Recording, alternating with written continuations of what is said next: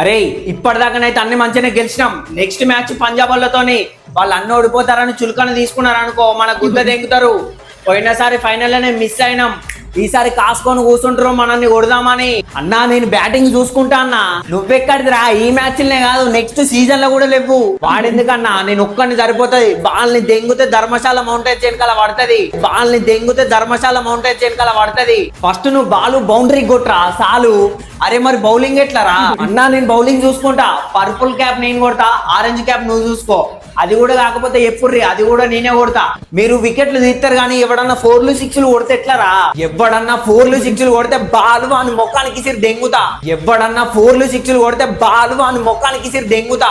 అందరు ఇట్లనే ఫామ్ లు ఉండర్రా. మనం రెండో కప్పు కొట్టాలి. ప్లానింగ్ గీనింగ్ ఏం లేదురా. పోయినసారి ఫైనల్ లో కొట్టిర్రు వాళ్ళు మనల్ని, అదే గుర్తు పెట్టుకొని మనం కొట్టాలి వాళ్ళని.